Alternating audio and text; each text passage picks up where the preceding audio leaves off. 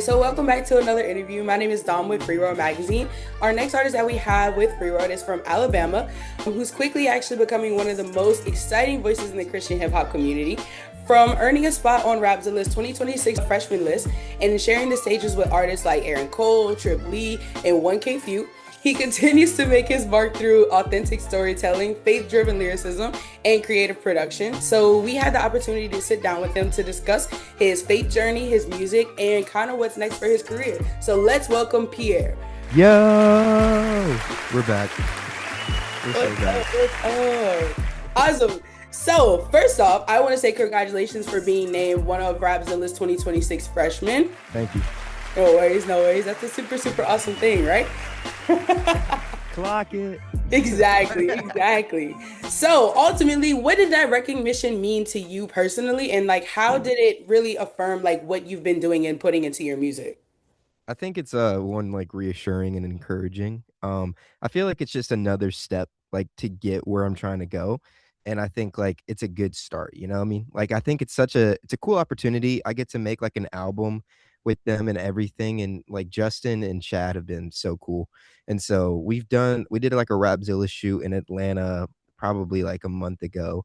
And so that was cool because I just showed up and then they because I don't live in Atlanta, I live in Alabama, obviously, but I was just in town, and so I popped out, and then I ended up, like, filming some stuff for Fight or Flight, so that was exciting, and so that should be released pretty soon. They're starting up a whole new Instagram and everything with it, but they're also doing it with Rapzilla, so it's really cool.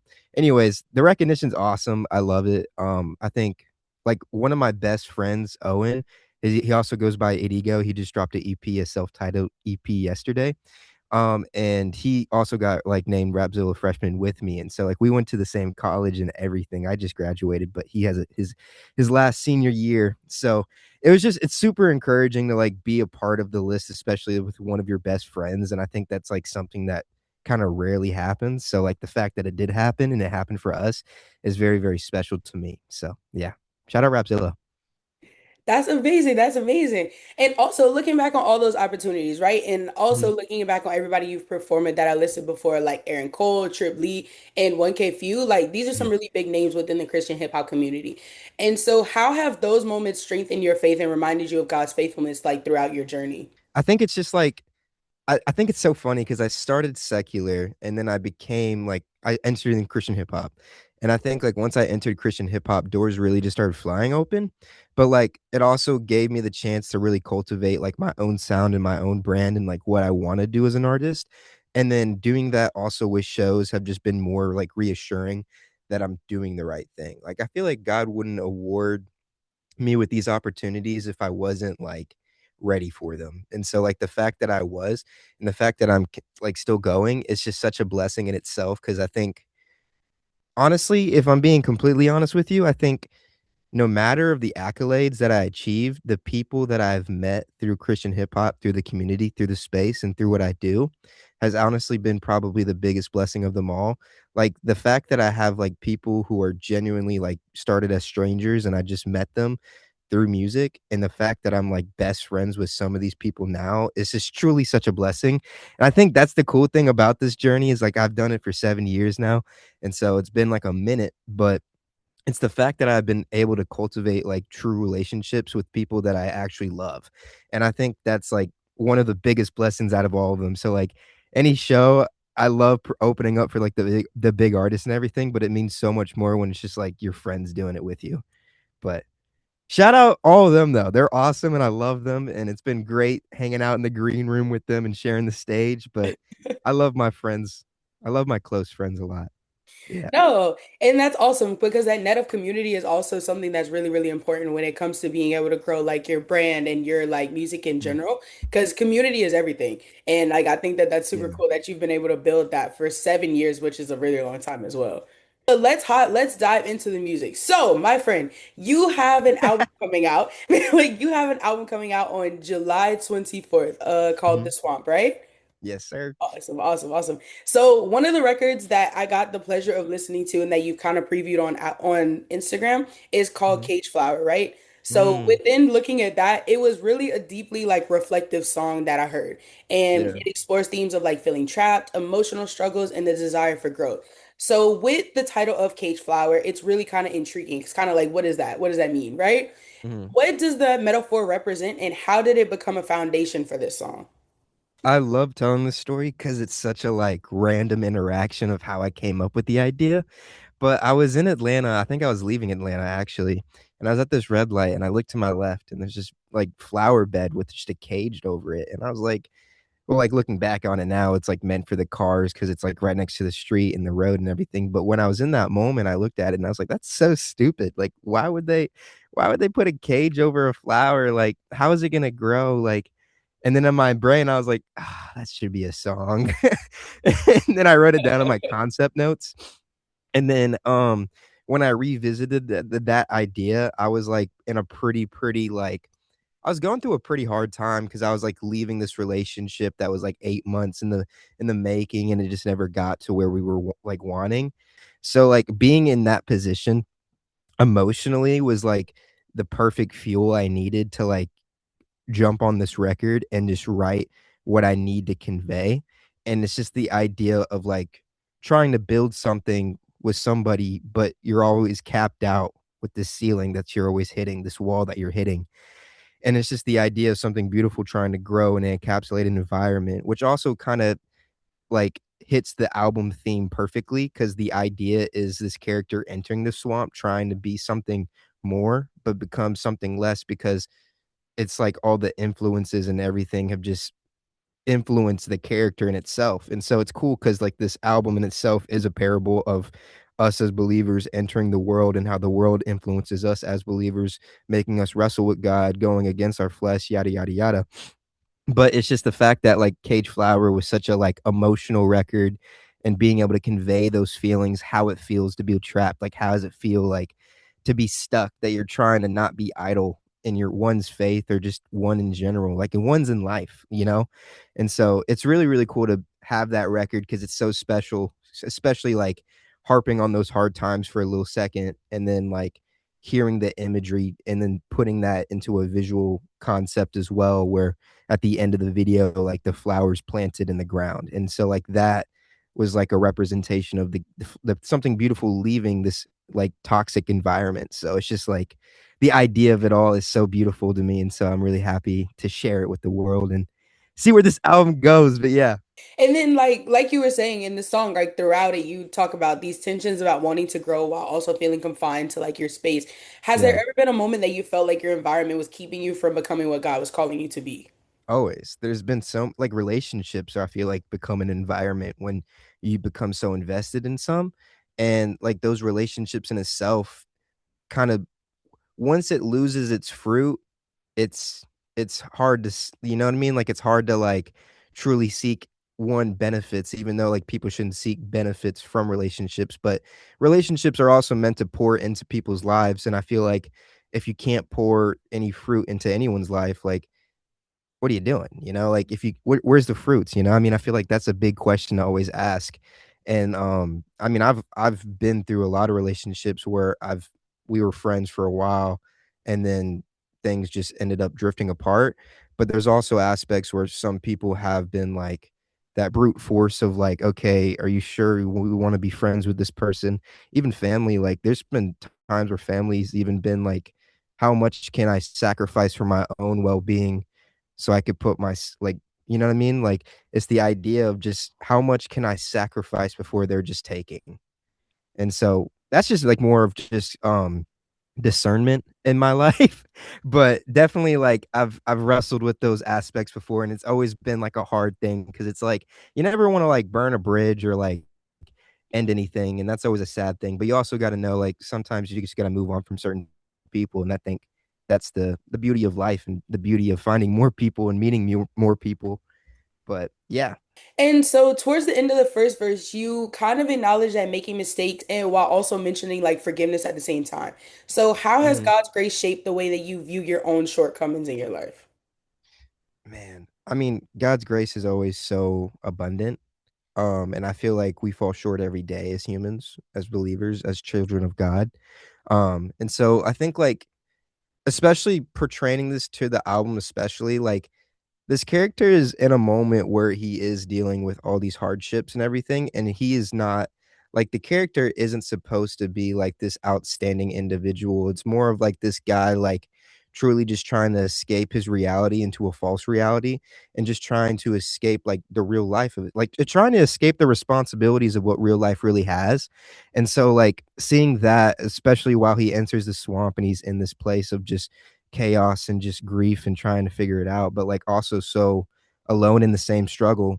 Um I think it just really, like, shows that character a little bit more, but, and then even, like, seeing character growth throughout the album where he realizes, like, "Yeah, this isn't a good situation, like, I need to get out of here," kinda thing, and so he kinda has that realization, and I think it's really cool to see, like, how he kinda escapes, but I just feel like God's always been, like, that that person in my that that figure in my life even where, like, no matter how far I run away from him, he's always there with, like, open arms waiting for me to run back, and I think that's, like, such a beautiful analogy to paint, but it's honestly so true too. So, I think that's the cool thing about it, and I think Red Flare kind of reflects that in a way where, like, maybe the escape of the swamp is really just this character trying to, like, find that truth again and, like, seeking that in the Lord, and I think it's a beautiful thing. But yeah. That actually kind of goes into like my next song, like our next topic, right? Mhm, So like another song that you like we've seen recently on Instagram that's kind of caught my attention was your song Echo. And mhm, so this song feels a little bit more vulnerable, right? It kind of mhm, explores more like trauma, anxiety, and like internal battles that people go through. And mhm. so Yeah. how has your relationship with God helped you process any like trauma, anxiety, or those seasons where peace was kind of hard to find? Yeah. I always, like I always thank, like, the community that God's given me because, like, I always feel like when I'm in those, like, low valleys, it feels like it's hard for me to, like, solely depend on, like, my own, like, self maintaining my relationship with God, and I think, like, having the accountability in my life has truly helped me, like, pursue God in those hard times because I think it's, like, so easy to just run away from God when it's hard, but it's also, like, sometimes it's so easy to use God as, like, this therapeutic outlet, and I think in general, like, the relationship should always be ongoing. And so, like, having those moments where it's like, am I just using God for, like, my own well-being because I'm in this low state, or am I seeking God because I need to seek God? Like, this is, Wow, like, that's my good. relationship, you know? That's And good. so it's interesting to, like, almost like I've wrestled with that so many times in my own, like, just life in general. And so, like, being able to, like, one, have this song echo, like, to kinda reflect, 1, the character and, like, also how, like, it relates to, like, my own life in a sense, like, it's not easy to deal with, like, the traumaticness in one's life, like, there's stories and there's moments in your own life and in my life where I feel like there's things, like, you kinda rather forget and not, like, fixate on it because it's, like, it lingers, it has, like, this taste and smell to it that's just, like, off-putting, it's, like, weird, and so you just don't wanna look at it. You just don't wanna seek it. But, like, sometimes when you, like, lay everything at God's feet and you see those things that you weren't looking at and you didn't wanna look at, and you see, like, what God can do with those things, it becomes so much more, like, easier to let go, so much easier to, like, feel that freedom and that peace that God gives you, and so it's really, really cool, but the song Echo in itself was really, like, harping on that anxiety aspect and that traumatic aspect, like, this character is facing in this environment, and, like, it sucks, like, the swamp is not a fun place to be, but we're all going there, you know? So, it's just like, we're entering this, like, battleground almost, and it feels like what are we doing here? You know, like it feels off putting to be here. And so, like, seeing how this environment kind of just started affecting this character in a way of like, I'm paranoid of like what's creeping in here, like what's gonna get me kind of thing. And you know, I think that's Satan's playground is this world. So it's like it's funny how Satan can creep around any corner and kind of like seek his way into your life in a way and you don't even expect it. And so having the swamp represent the world, I think it's such a dramatic aspect of like what I'm trying to portray, but it's also so realistic in the way that Satan does work, and it's kind of scary to like think about it because you never know. But I mean, Satan was like the angel of music, angel of worship, and so the fact that we're here talking about music and this is a story about all of that, and it's just it's scary because you don't know like how Satan can influence others through music and through different artists and stuff. And like it's really, really, really scary, but also like it just harps the idea of Christian music so much more because music is a weapon, like, and it should be portrayed toward the kingdom. And so like having something that is a Christian project as well as like it feels like it doesn't sound necessarily like a Christian project sonically. Like I think I only said Jesus and God like twice, like throughout this project. But I also know that was intentional because like you look at the book of Esther, and I know I'm on a little rant right now, but my little biblical pull real quick. But the book of Esther, like it doesn't talk like it doesn't mention God's name or Jesus's name once, but it doesn't mean that God's presence isn't there. And so it's really, really cool because the story is being unfolded, but you can see like how God's presence is actually like his hands are in those, like Yeah. stewarding that story, stewarding those lives. And I think it's so, so cool. And so like that was the intentionality with this project, especially because it's just like you want the character to feel like he's so far away from God, but knowing God is still right there, like guiding him, letting these things happen and like opening these doors and seeing where he can go, you know? So yeah. No, I A love that. rant. That's no, that's amazing. But you said in the beginning you kind of said something a little bit about community Hmm. and about this song, right? And so Yeah. JJL actually has a verse on this song and it kind of adds another perspective to this record. So Yeah. what made him the right collaborator for the song and how did his verse kind of complement the message that you were trying to communicate? So I think the funny thing about this song in general is like I wasn't planning on making a record with JJL. Like it was like JJL heard Crocodile Dundee, which is like the second record off the album, and it was the first single that I released. And then he reached out to me about like this album, wanted to hear more about the vision and what I was doing. And then he just like he really was a supporter of it. And then he hit me and he's like, "Hey, I got this beat. Like I really think we could add this to your album. Like what do you think?" And I was like, "I love it. Like let's do it." And so he was the one that really like pushed this record. And so having him a part of this album means a lot too, because when I got into Christian hip hop, like I was doing like open verse challenges, and I remember like doing one for this guy named Mikey J, and JJL did one for the same challenge and everything. And I was just like kind of starting out. Like I really wasn't the same rapper that I am now. And I think that was like such a moment because I was so young and I was just kind of like figuring out my sound. Where JJL was like also pretty skilled in his craft at this time. And so when I saw him, I was like, dang, like this guy really can rap. And so like going back, it was probably like 3, 4 years later after that he reached out to me about it and I was like, dang, this means a lot because like I looked up to him before even saying anything to him. And I thought that was really impressive. So the fact that he came to me about this record and like trying to do something off this album, it meant a lot because it was just like, dang, like I looked up to this guy and now he's coming to me being like, hey, you have something here. Like this is really cool. So it was just the fact that that meant so much more, like in my own personal life, just because this I've been doing this for a long time. And so it's cool to see familiar faces revisit or like come back into your life in a way. And I think JJL being on this project means a lot more than anything, you know? And Yeah. then so like what would you say to somebody who's listening to Echo and feels like they're still haunted by these things that they've experienced in their past? Like what kind of advice would you give to them?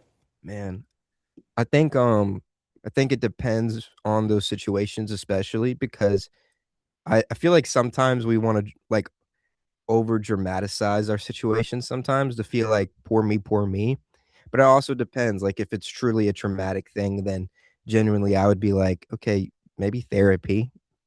You know, therapy is not bad, but also like seeking it in a spiritual sense. Like, are you laying, like, I would ask questions about, are you laying like these things at God's feet? Like, are you surrendering these things? And Yeah. also depends like if this person is a believer or not, you know, like I do think therapy is good for any, if you're Christian or not. Like, I think therapy is a good thing to have because I feel like sometimes you need to have somebody to discreetly talk about things that you don't necessarily feel like you should talk about with other people. And so having that outlet is very comfortable, especially having it from a professional. But also the idea of not the idea, the action of laying things at God's feet is very, very powerful. And I think the spiritualness can help one mentally as well as just like yourself spiritually with your own faith, with your own journey.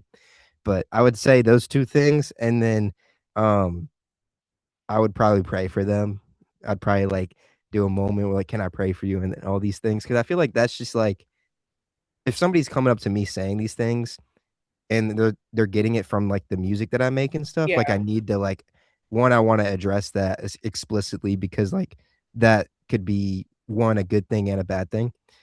Just because I want my music to impact positively, but also I want them to wrestle with these questions. And I think this album asks a lot of like heavy hitter questions of the idea of like, what if I run away from God so far, like, and I'm so far removed from God that I'm sitting here at the point where I have a gun in my hand and I don't know what I'm gonna do. Like that in those aspects, like that's a thing that happens in our world. That's a thing that people unfortunately get to, Yeah. but it's also like real. Like that's the whole point. Like the project is supposed to be raw and ask those questions for a purpose, you know? Because people, I think so many people try not to think about these things because it's hard to think about. Yeah. But also when you can digest it and dissect it and like really see what it is for yourself and what it is in your own life, like it's going to benefit you more because you can identify what works and what doesn't work, what's good and what's bad. And I think once you can label those things and plan out what you want to do next, you're gonna have a better life to live, you know?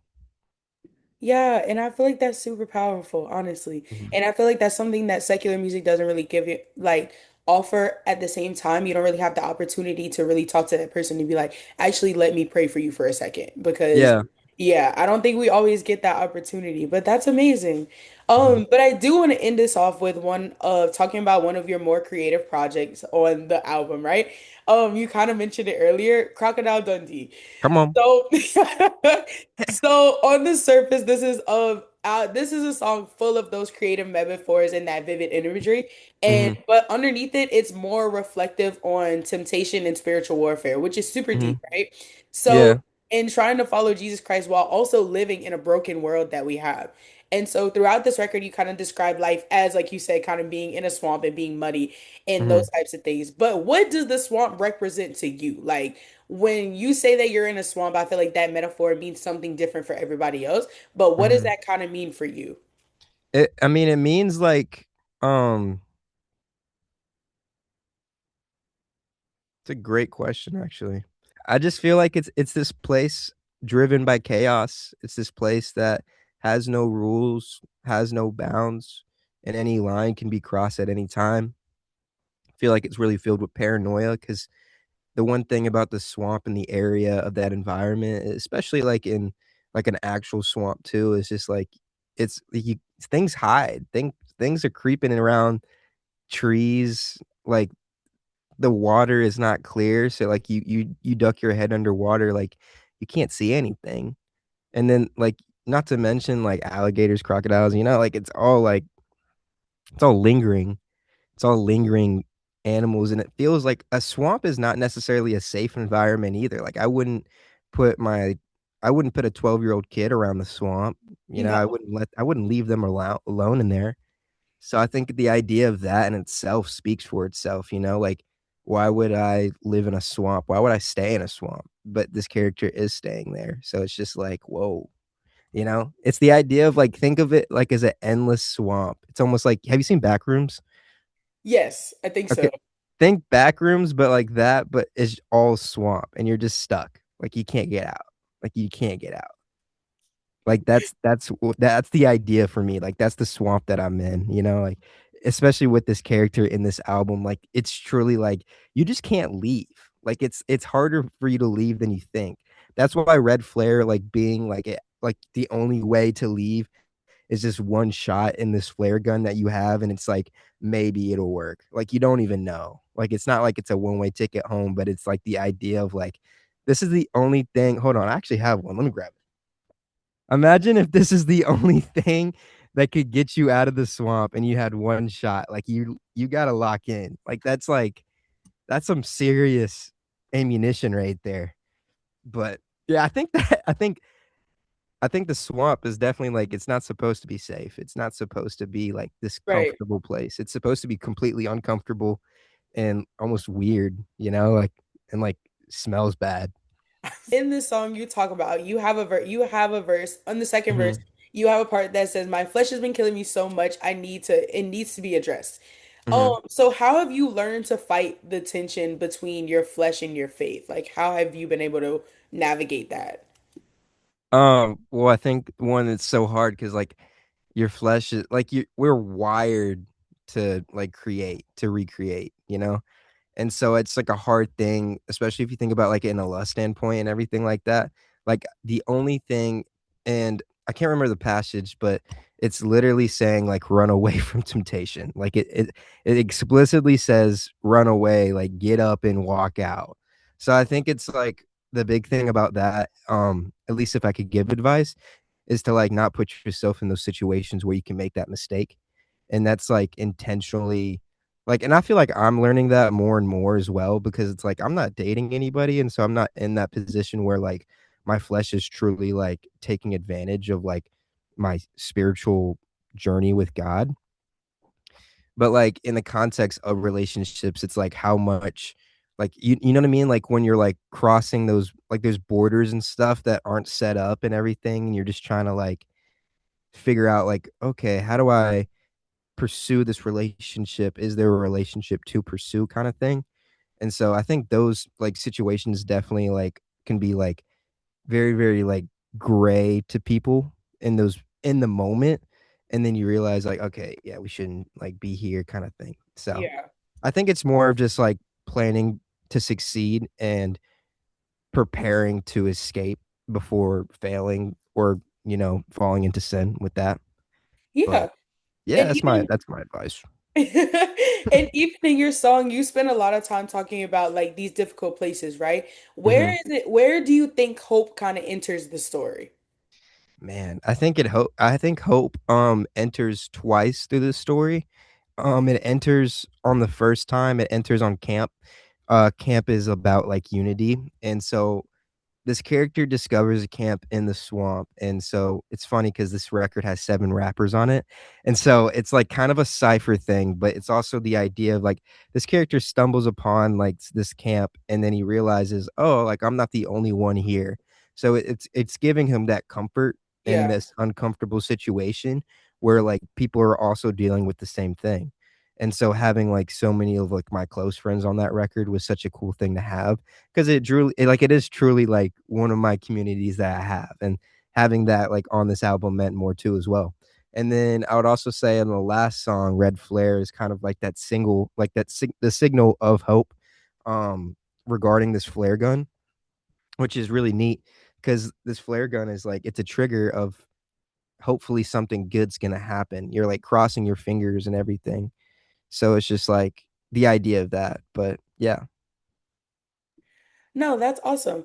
And so before we wrap things up, I kind of want to zoom out of the music and kind of talk about a bigger picture about you, your purpose, your growth, and kind of like what's ahead, right? You're so funny. You've shared a lot about like your story and your music today. Is there anything Mhm. about your journey that people feel like that you feel like people still don't know or often misunderstand about you? Mm. I think if I had to make anything clear, I don't know if there's anything that's misunderstood. Um, I feel like sometimes I I think the one thing about this project that I was like kind of wrestling with was the idea that people would see this project and be like, "You're not a Christian artist. Like you don't believe in God. Like you're not making Christian music. Like what is this like?" I think that was like a big doubt that I had just because like the lack of saying God and Jesus, even though it was very intentional of not Yeah, saying that, because one, I do think that Christian hip hop and Christian music in general is like obviously like very, very direct about talking to God and stuff. And I think that's a great thing. But I also want to be an artist that can be more creative with his faith.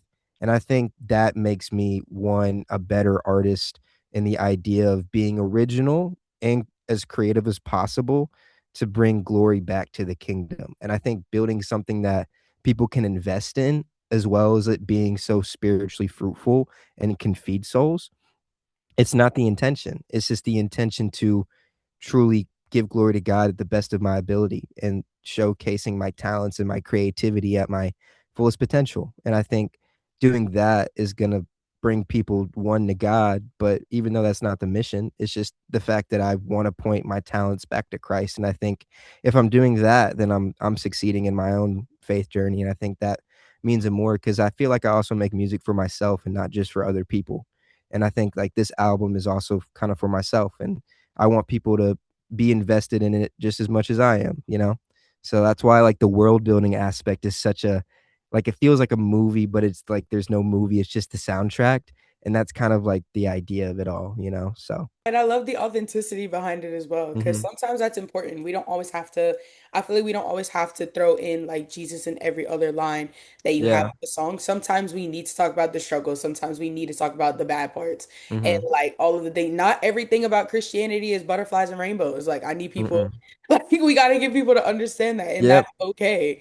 But if you could leave off listeners and readers of From Free World with one message, whether it's to artists, creatives, or people just trying to follow Christ in general, what would that be? Oh, oh man. I think if I'm talking to any artist out there, any like young inspiring artists, I would say obviously lean into your faith, but lean into the creativity and make it original. I think if that's the statement, this is like I feel like that's a good statement from this album as well. Like to at least leave people creatively. I think that's like a big point I want to make because I feel like I'm an independent artist. Everything that you've seen, I've had my hands on. I'm a very hands-on artist. So like production, writing, mixing, mastering, music video, directing, editing, yada yada yada goes on. I wear a lot of different hats. But it's the fact that I want to make something that's a good example that some like anyone can do because I'm just like operating out of my house. I have a camera and like I have a studio that I made. So like this is like anyone can do things like this. I just want that to be like the main point of this project. But yeah, that's like a good like lead right there. But and I think like for all the people seeking like this the spiritual sense of this project, the parable being told, like know that no matter your situation, if you feel stuck, know that there's hope and don't give up on the hope. Know that God's gonna be there and he's holding your hand through this and he's walking every step with you. Boom, mic drop. That's my that's my that's my statement. Come on. Come on. Well, Pierre, that is all that I have for you. Thank you for joining us for another interview today. And so we will be looking for the album on again July 24th is when Come that's on. supposed to come out. But it was awesome talking to you, and I hope you have a good one, okay? You too. Also come to my show July 24th. I'll be performing out of a U-Haul in Atlanta and I'll be performing the entire album. So pull up and then listen to my album. But yeah.